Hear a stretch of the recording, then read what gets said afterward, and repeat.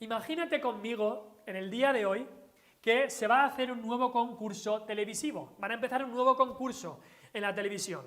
Y es una competición en la que van a llevar ahí a jóvenes emprendedores que quieren empezar negocios o empresas. Y esta competición consiste en lo siguiente. Seleccionan a 3 personas de toda España y después de hacer esta selección los llevan a Madrid, a la capital, donde se mueve más dinero. Mucho hemos escuchado en esta semana de Madrid, y allí los dejan a estas personas, allí quizá en la Puerta del Sol, y les dan algo a cada una de estas personas. A la primera persona le dan un regalo de 50.000 euros, a la segunda persona le dan un regalo de 20.000 euros, y al tercero le dan 10.000 euros. Y en lo que consiste la competición es en lo siguiente. Estas personas tienen 3 años para, con este dinero, negociar, invertirlo, crear empresas, utilizarlo para crear y facturar más dinero, y quien logre porcentualmente aumentar más el dinero recibido, ganará. Esa es la competición. Y aunque quizás a algunos les parezca injusto que unos reciban más y que otros reciban menos, como quien gane es porcentualmente, no es injusto. Y creo que sería también un concurso interesante. A lo mejor quizás alguna cadena ya lo ha hecho o alguna cadena copia la idea, que no es mía, pero lo más seguro es que en todo el mundo ya se haya hecho algo así. Pero por supuesto que no sería una idea novedosa, porque la idea tiene ya más de 2000 años, porque hay una parábola que nos contó nuestro Señor Jesucristo que es muy parecido, es algo así. En Mateo 25, el Señor Jesucristo nos contó la parábola de los talentos. Quizá algunos la conocéis, la voy a resumir muy rápidamente. Un señor juntó a sus siervos y le dio a uno 5 talentos, a uno 2 talentos y el otro 1 talento. Y les dijo, ir y negociar y hacer empresas, hacer negocio con este dinero, y yo vendré y veré lo que habéis hecho. Y al cabo de un tiempo el Señor vino y vio que el que tenía 5 tenía otros 5 y ahora tenía 10. El que tenía 2 ahora tenía otros 2 más y tenía 4 talentos. Pero el que tenía uno solo había hecho el vago, no quería hacer nada, decía, uy, trabajar, eso no me gusta. Así que había escondido, bien escondido, ese talento, y cuando llegó el Señor le dijo, mira, aquí está el talento, ya está, eso es todo lo que he hecho. Y sabemos que los ganadores en esa ocasión fueron el que había ganado 5 y el que había ganado 2, y los 2 recibieron el mismo halago de su Señor, que les dijo, bien hecho, buen siervo y fiel, sobre poco has sido fiel, sobre mucho te pondré. Entra en el gozo de tu Señor.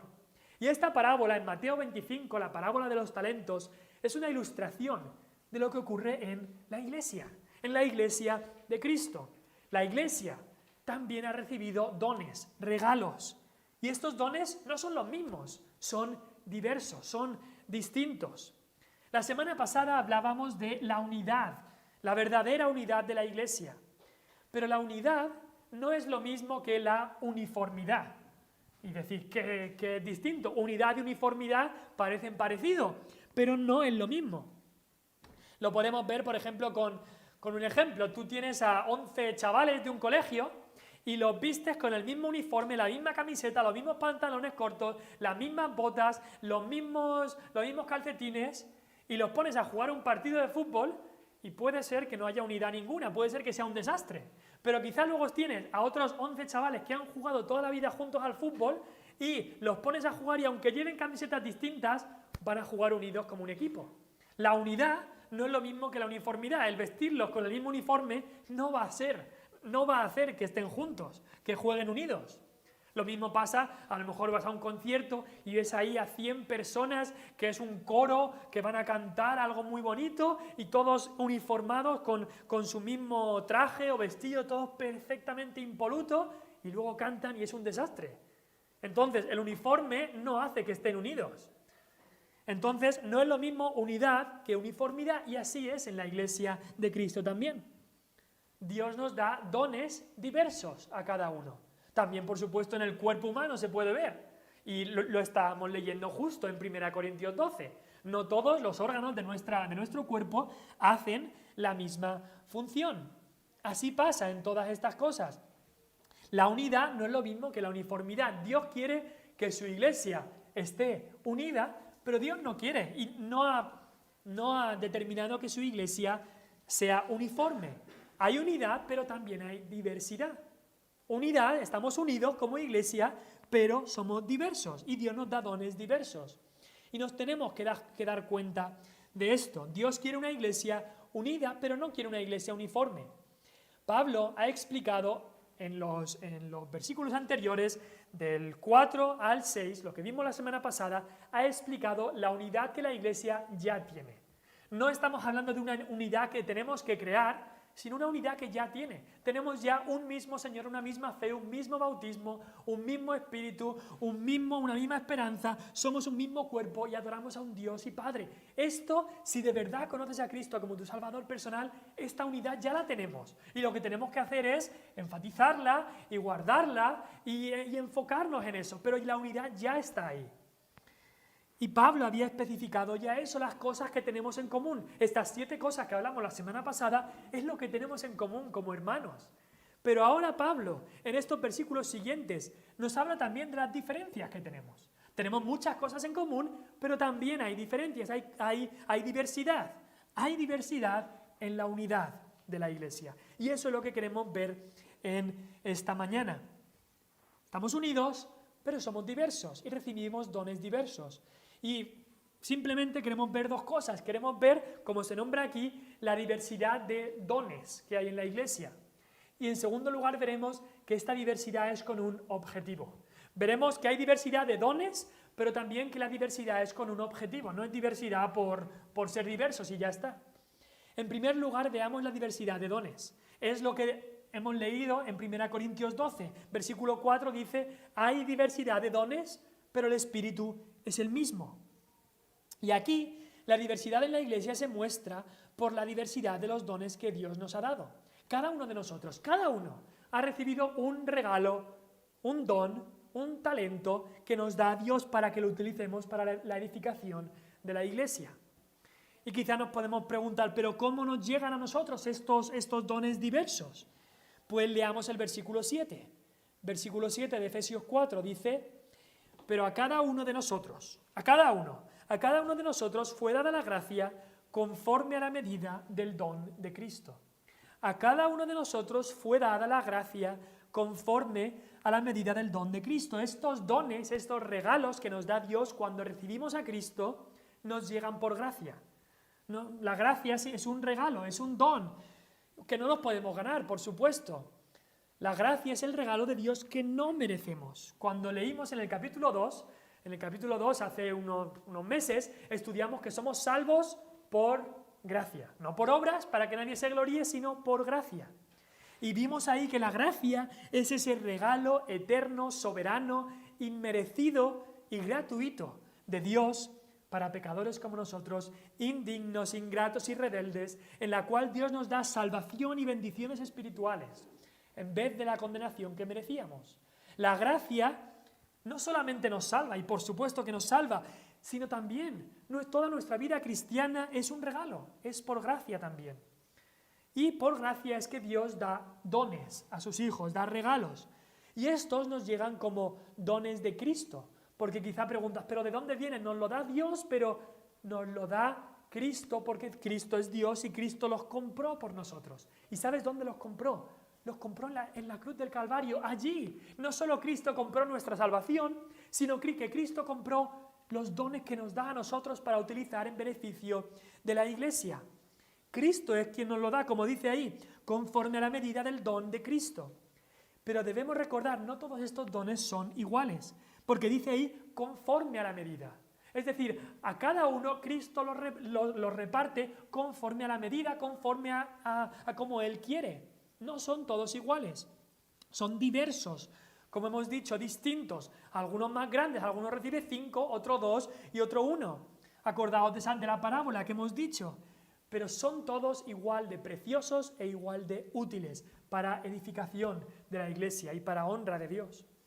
Si me acompañáis a Primera de Pedro, el capítulo 4, un versículo muy interesante también sobre los dones, estos regalos que nos da Dios para beneficio de la iglesia. Y aquí se nombran algunos en Primera de Pedro. En la Biblia encontramos en 1 Corintios 12, en Romanos 12, también en Efesios 4 que hemos leído, y aquí en 1 de Pedro diversas listas de dones. Y aquí dice 1 de Pedro 4:10. Cada uno, según el don que ha recibido, ministrelo a los otros, como buenos administradores de la multiforme gracia de Dios. Curioso que dice multiforme. ¿Qué significa multiforme? Muchas formas. La gracia de Dios se da en muchas formas. A unos les da un tipo de dones y a otros otros. Y dice ahí después en el versículo 11, si alguno habla, hable conforme a las palabras de Dios. Quizá tiene un don para hablar de alguna manera, pues así. Si alguno ministra, es decir, si alguno sirve, la palabra ministrar significa servir, si alguno sirve, sirva conforme al poder que Dios da, para que en todo sea Dios glorificado por Jesucristo, a quien pertenecen la gloria y el imperio por los siglos de los siglos. Amén. Hemos visto que Dios da dones distintos, y dice ahí porque su gracia es multiforme, tiene muchas formas. Así que los dones son diferentes, son diversos, pero todo cristiano, cada uno de nosotros que hemos puesto nuestra fe en el Señor, hemos recibido al menos un don, un regalo de Dios. No para guardárnoslo como aquel hombre vago que se guardó el talento y no hizo nada con él, sino para utilizarlo para el servicio de la Iglesia de Cristo y para el honor y la gloria de Cristo. Así que debemos usarlos. En el día de Navidad, cuando abríamos los regalos, me acuerdo que a mi hermana, ella solía tener una costumbre, nos levantábamos el día 25 y abríamos los regalos cuando éramos pequeños, y ella tenía la costumbre de que a ella le gustaba esperarse, guardarse todos los regalos, ver todos los demás, lo que abríamos y cómo nos gustaba y tal, y ella se dejaba todos sus regalos para abrirlos la última, y le gustaba hacer eso mucho a mi hermana. Y me entristece ver que hay veces que en la Iglesia de Cristo pasa lo mismo. Hay algunos que se guardan sus regalos que Dios le ha dado, si se puede decir así, los dones que Dios le ha dado para utilizarlos, para abrirlos y utilizarlos, se los guardan y se toman como una posición de espectador y se ponen a mirar cómo los otros usan sus dones, y a veces critican los dones o critican cómo se usan, pero ellos no están utilizando el que Dios les ha dado. Y no debemos hacer eso. No debemos hacer eso como hijos de Dios. Y así es como nos llegan estos dones. Aparece ahí en el versículo 7 de Efesios 4. Pero luego otra pregunta que podemos hacer es, ¿y quién da estos dones? Estos dones que son diversos, ¿quién los da? Hemos dicho que es Cristo el que los obtuvo, el que los compró en la cruz por medio de su sangre preciosa. El dador, el que da los dones, el que da estos regalos es Cristo. Vamos a Efesios 4, versículo 8 al 10. Habla del Señor Jesucristo, quien da estos dones. Efesios 4, 8 dice, por lo cual dice, subiendo a lo alto, hablando de Cristo, llevó cautiva la cautividad y dio dones a los hombres. Y eso de que subió, ¿qué es? Sino que también había descendido primero a las partes más bajas de la tierra. El que descendió es el mismo que también subió por encima de todos los cielos para llenarlo todo. Está hablando de Cristo. Y nos habla de dos cosas principales, de este Salvador nuestro que es el que nos da estos dones, estos regalos. Dos cosas. Primero dice que ha sido exaltado, porque dice ahí el versículo 8, subiendo a lo alto, llevó cautiva la cautividad y dio dones a los hombres. Y esto que dice el apóstol Pablo aquí, inspirado por el Espíritu Santo, es una cita del Antiguo Testamento. Y eso es muy importante que nos demos cuenta. Cuando los apóstoles escribían los libros del Nuevo Testamento, los escribían basados en la escritura que ellos tenían, que era el Antiguo Testamento. Si vais conmigo a Salmo 68, es una cita del Salmo 68.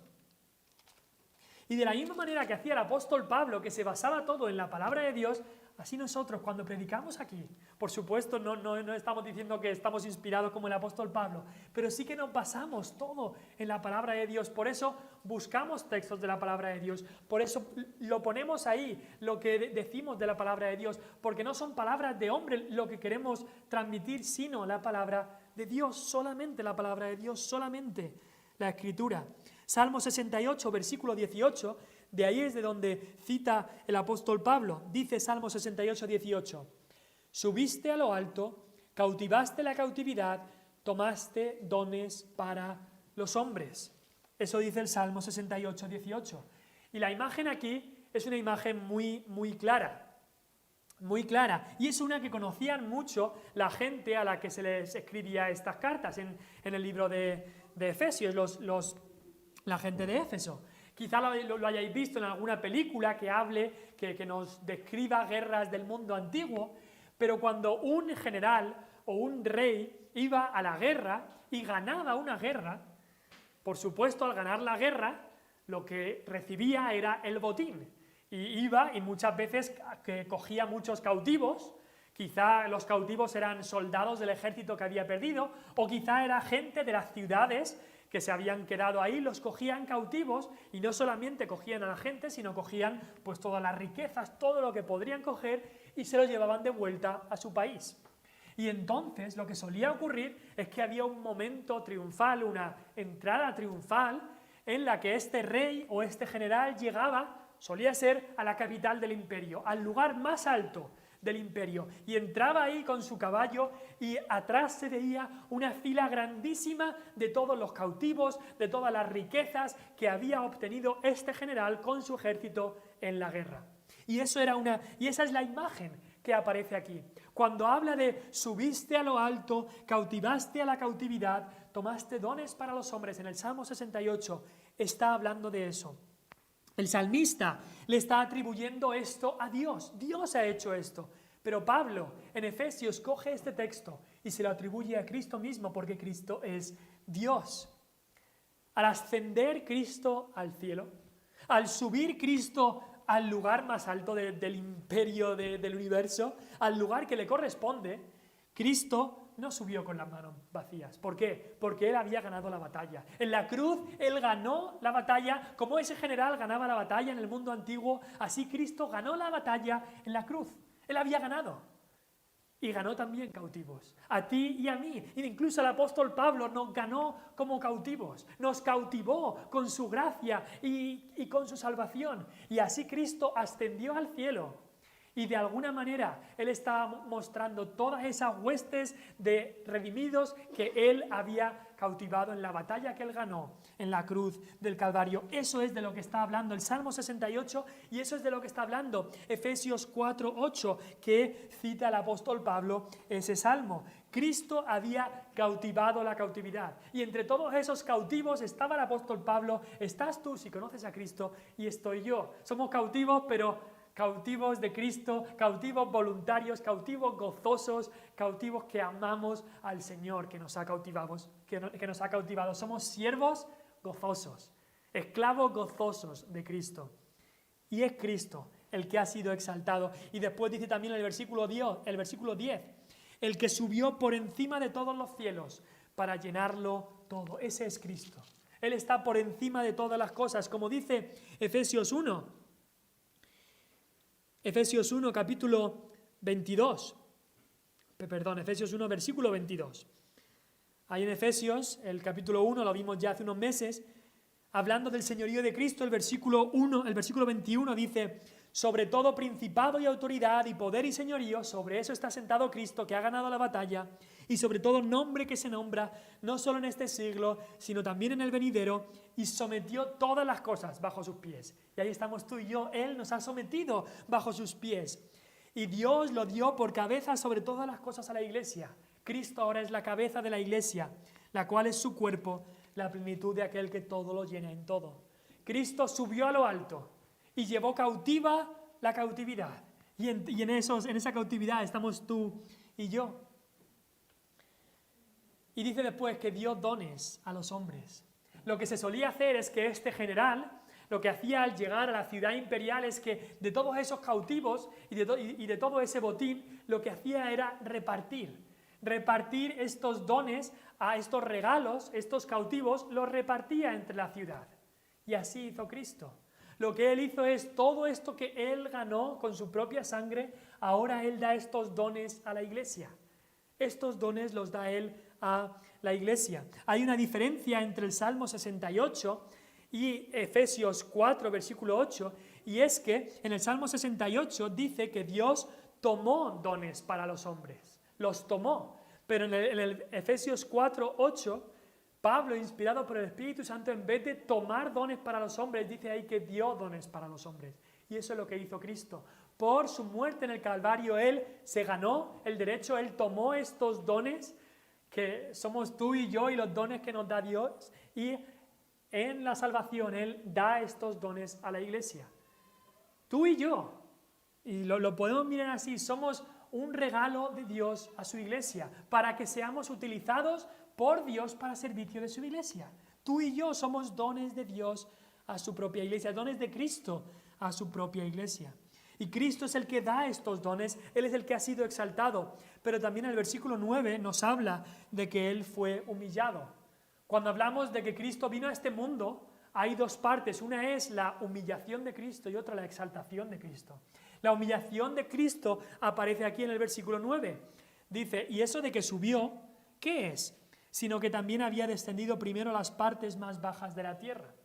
Si lo piensas, si se dice que Cristo había ascendido, había subido, tenía que haber bajado antes. ¿Por qué? Porque Cristo antes de todo ya estaba en lo más alto del universo, ya ocupa ese lugar y siempre lo ha ocupado. Así que si se dice de Él que Él sube, tiene que haber bajado antes para poder subir. Nosotros no, nosotros estamos en una posición baja. Así que cuando se dice que nosotros subimos, no es lo mismo que si se dice de Cristo. Pero cuando dice aquí que Cristo subió a lo alto, significaba que antes Él había bajado. Él se había humillado, Él había bajado a este mundo, haciéndose obediente hasta la muerte y muerte de cruz, encarnándose, haciéndose semejante a ti y a mí. Eso había hecho Cristo. Dice ahí que Él había descendido primero a las partes más bajas de la tierra.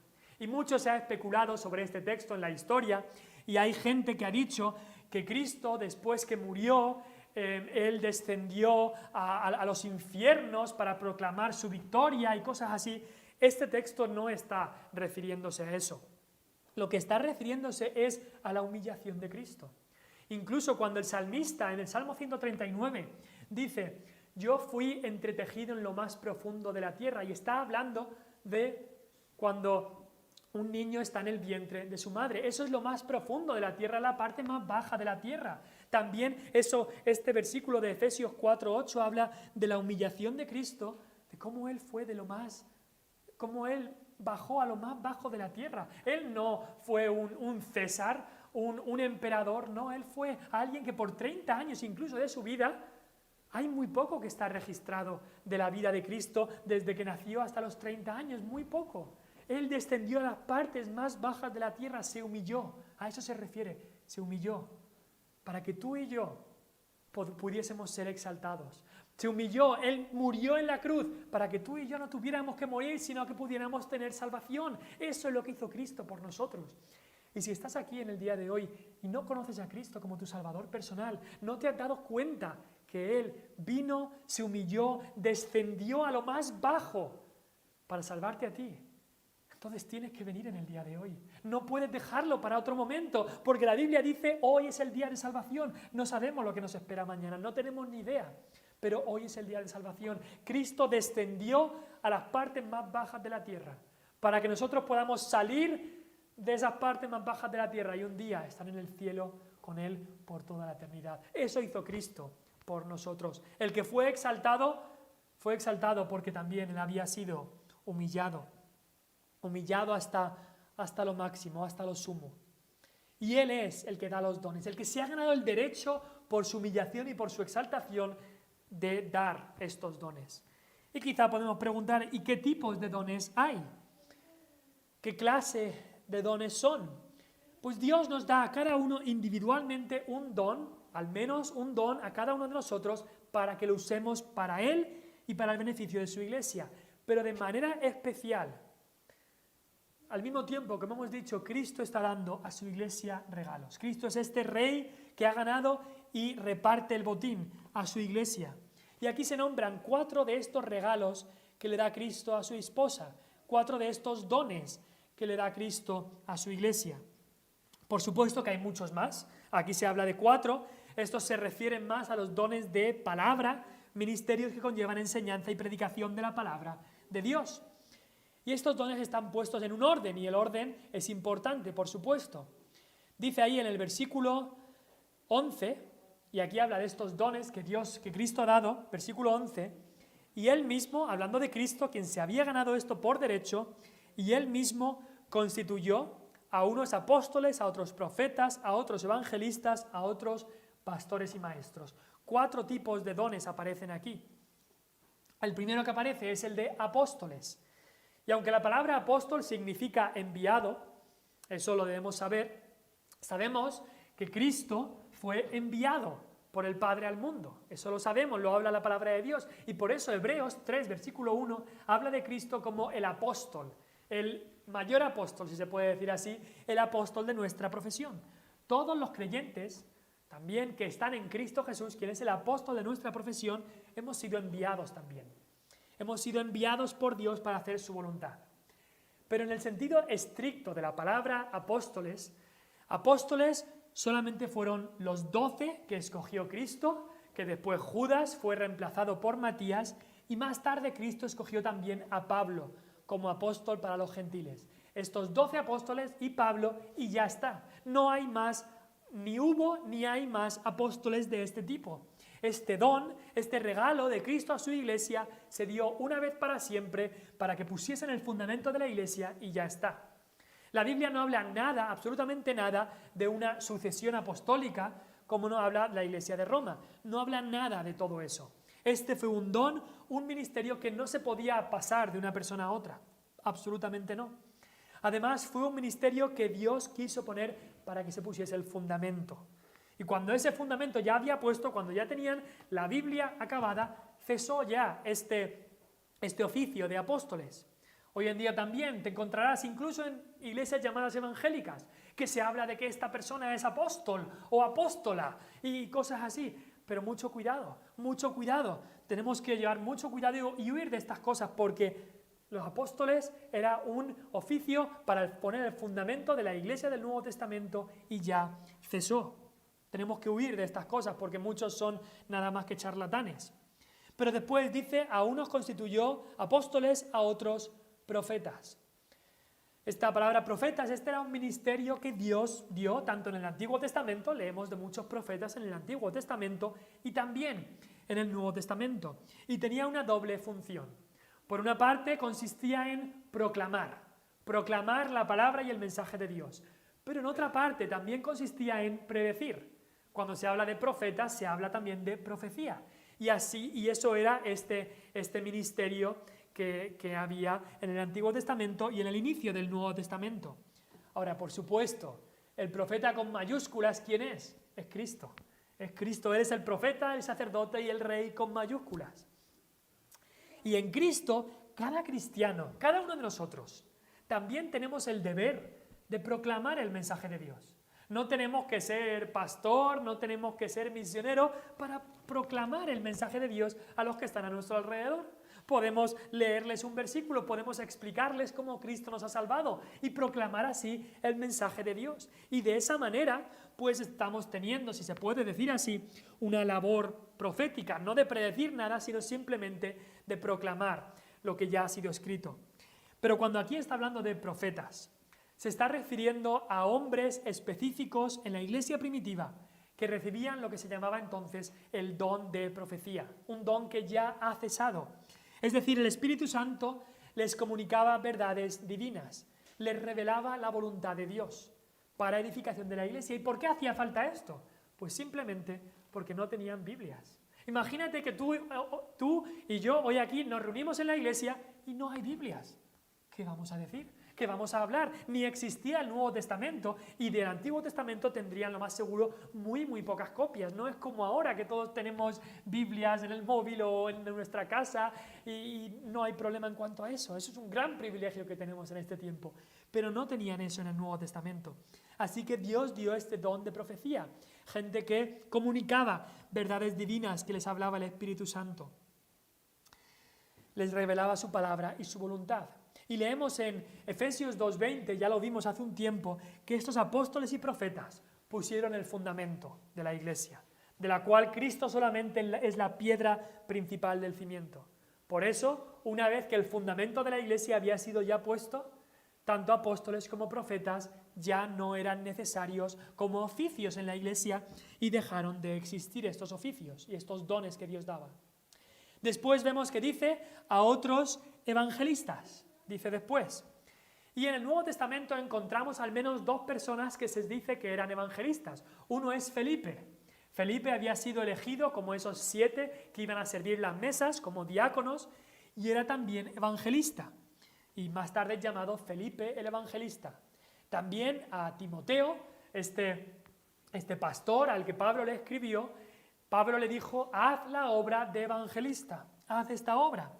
Es decir, Felipe fue ordenado como diácono, pero también fue evangelista.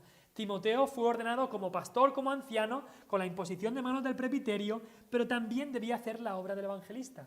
Y así es que esta obra de labor de evangelista es una obra que todos debemos hacer. Tanto el pastor como los diáconos, como cada uno de nosotros. Es una labor que todos debemos estar activos en esto. Es difícil también saber exactamente a qué se refería Pablo aquí, si se refería a un oficio en particular o a un don que Dios daba, pero lo importante es saber que Dios da dones diversos a su iglesia y que, por supuesto, la Biblia, no solamente aquí, sino en todo el Nuevo Testamento, nos habla de que todos tenemos la tarea de hablar el Evangelio, de evangelizar a otros.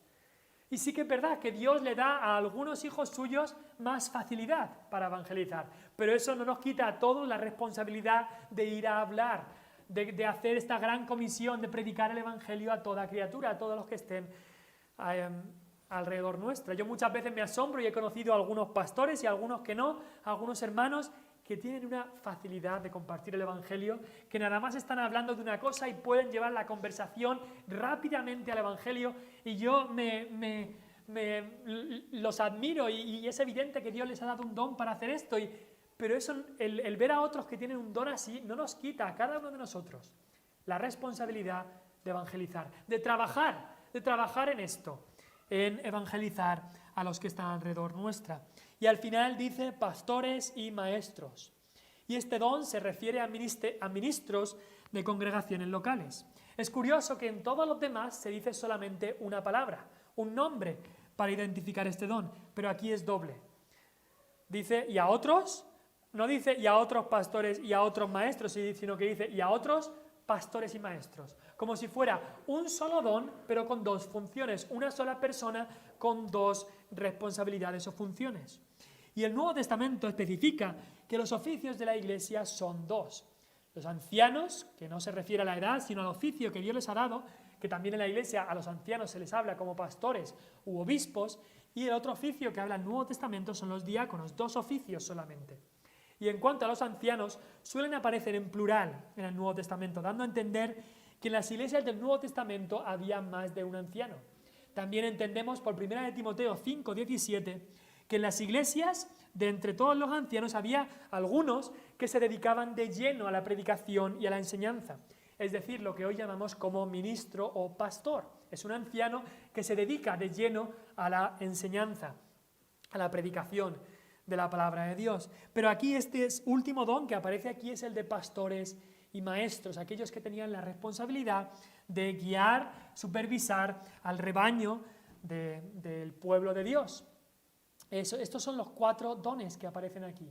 Pero al ver estos dones y al ver todo lo que hemos hablado también antes, que son diversos, que Dios nos da a cada uno dones distintos, dones diversos, unos quizá pues tienen más facilidad para hablar el Evangelio a sus amigos y familiares, otros tienen más facilidad para ponerse delante y predicar el Evangelio y predicar la palabra. Otros tienen más facilidad para ver las necesidades en la congregación y poder ayudar en las necesidades. Otros tienen una facilidad para animar y exhortar a otros. No importa cuál sea el distinto regalo o don que Dios te haya dado, lo importante es que estemos usándolo. Como dice el apóstol Pablo, si es el de misericordia, en la misericordia, si es el de enseñanza, sea el don que sea, utilicémoslo para la gloria de Dios y para la edificación del cuerpo de Cristo. ¿Por qué? Porque eso es lo que es el objetivo de estos dones diversos. Y esto es lo segundo que queremos ver ya acabando. Esta diversidad es con un solo objetivo. La palabra diversidad puede sonar muy bonita y muy inclusiva de todos, muy incluso multicultural en nuestra sociedad, muy tolerante, y no hay nada malo en estas cosas, son cosas buenas, Pero Dios no nos ha dado la diversidad porque sí. Ha dado la diversidad en los dones por una razón, con un objetivo. Dios quiere que su iglesia, como dice el versículo 12, a fin de perfeccionar a los santos para la obra del ministerio, para la edificación del cuerpo de Cristo. Dios quiere y da estos dones para que seamos edificados, para que su iglesia sea edificada, sea construida, para que sea santificada, perfeccionada. Dice ahí, a fin de perfeccionar a los santos. Perfeccionar es un proceso, es el proceso que llamamos de la santificación. Es un proceso que dice aquí que participan los santos. Y cuando el Nuevo Testamento habla de santos, lo recordamos una y otra vez, no se refiere a aquellos que la Iglesia de Roma les pone un aro en la cabeza y esos son santos. No, no se está refiriendo a eso. Se refiere a cada creyente, cada persona que ha recibido a Cristo como su Salvador personal, que tiene la experiencia del nuevo nacimiento, cada persona que Cristo es su Señor y único Salvador, esa persona es santa a los ojos de Dios. Y el Nuevo Testamento dice que los santos van a ser santificados, están en un proceso de ser perfeccionados, santificados. Sabemos que este proceso de santificación, de este lado de la eternidad, nunca llegaremos a ser perfectos y sin pecado, pero vamos siendo perfeccionados. Sin llegar a la perfección, sin llegar a estar sin pecado, pero queremos y debemos estar en este camino de la santificación. Y sabemos que Dios utiliza muchos medios para santificarnos, para que avancemos en santidad. Por supuesto, al conocer más a Dios, al conocer más de sus atributos, le tememos, y dice el apóstol Pablo en 2 Corintios 7:1, limpiémonos de toda contaminación de carne y espíritu, perfeccionando la santidad en el temor de Dios. Cuando conoces a Dios y le temes, entonces vas a ir perfeccionando la santidad.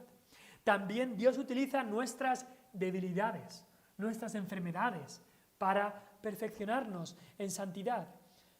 Dios le dijo a Pablo en 2 Corintios, bástate mi gracia, porque mi poder se perfecciona en la debilidad. Pero aquí otra cosa que Dios utiliza para perfeccionarnos en santidad son los dones que Dios ha dado a su iglesia. Es decir, el que un pastor use el don que ha recibido para pastorear y enseñar no es para promocionarse a sí mismo, sino para perfeccionar a los santos. Vemos hoy en día muchos que intentan promocionarse a sí mismos, pero Dios da dones a su iglesia para perfeccionar a su iglesia, para santificar a su iglesia. El que un hermano o hermana ayude a otro mostrando misericordia, o llame o visite a los enfermos para ver cómo se encuentran, o muestre generosidad para los pobres, o te intereses en hablar con aquel que se ha apartado, o animes a aquel que está desanimado, no es para que lo vean los demás y digan, qué buena persona, qué santo es, qué alto está, qué cerca está de Dios. No, no. El objetivo es honrar a Dios en primer lugar y también perfeccionar a los santos, ayudarnos el uno al otro a andar en santidad, estimularnos a las buenas obras. Esa es la razón. Eso es el objetivo para perfeccionar a los santos. Y dice después, para la obra del ministerio. No es para perfeccionar a los santos y ya está, sino que enseñamos para que otros puedan enseñar a otros. Tú animas a otros para que esos otros puedan animar a otros. Es para la obra del ministerio, es todo un círculo. En la iglesia, en la edificación del cuerpo de Cristo. Y ese es el último objetivo que aparece ahí, para la edificación del cuerpo de Cristo. En el capítulo 1, versículo 22, bueno, no sé si tengo ese texto bien, bueno, pero dice en Efesios también, no sé exactamente el versículo, dice, en quien vosotros también sois juntamente edificados para morada de Dios en el Espíritu. 2:21, perdón. En quien todo el edificio, bien coordinado, va creciendo para ser un templo santo en el Señor. Y el versículo 22 del capítulo 2, en quien vosotros también sois juntamente edificados para morada de Dios en el Espíritu. Dios quiere que seamos edificados y para eso Él da dones a su iglesia. Pero lo que vemos aquí es algo tan vital como la santificación del cristiano y no puede llevarse a cabo de una manera plena si estamos fuera del contexto del cuerpo de Cristo, fuera del contexto de la iglesia. Hoy en día hay algunos cristianos que dicen, yo no necesito la iglesia, yo puedo con la Biblia y yo mismo no necesito reunirme con ninguno, yo puedo continuar en la santificación, no tengo por qué asociarme con ninguna iglesia local, con ninguna congregación. Hay gente que dice eso en el día de hoy. A veces asisto a una iglesia por aquí, o a otra iglesia por allí, a veces me quedo en casa, veo mi predicador favorito en internet y ya está. Y no quieren comprometerse con ninguna iglesia. Pero están equivocados, porque Dios da dones muy diversos a su iglesia, a cada uno de nosotros. ¿Pero para qué? ¿Para que estemos en casa y nos quedemos sin hacer nada? ¿Para que podamos ganar un concurso, como hablábamos de este concurso al principio del culto? No, Dios da estos dones diversos para santificarnos los unos a los otros, o que Dios nos santifique por medio de utilizar estos dones para que avancemos en santidad. ¿Y para qué avancemos en santidad? ¿Para meternos en un monasterio en nuestra casa y ser santos por toda nuestra vida? No, avanzamos en santidad para poder apoyar a otros, animar a otros y exhortar a otros. Para la obra del ministerio en comunidad, la obra del ministerio que se realiza a través de iglesias locales. Fuimos evangelizados, ¿para qué? Para que evangelicemos a otros. Somos enseñados, ¿para qué? Para que enseñemos a otros. Somos edificados cuando venimos a la iglesia a escuchar la palabra para que edifiquemos también a otros. Somos soportados con paciencia. Nosotros tuvimos a alguien que nos soportó con paciencia para que nosotros también soportemos con paciencia al hermano. Y Dios hace todas estas cosas para la edificación del cuerpo de Cristo, es decir, para la edificación de la iglesia. Cristo le ha dado dones diversos a su esposa con un fin, y ese fin está en Efesios 5, 27.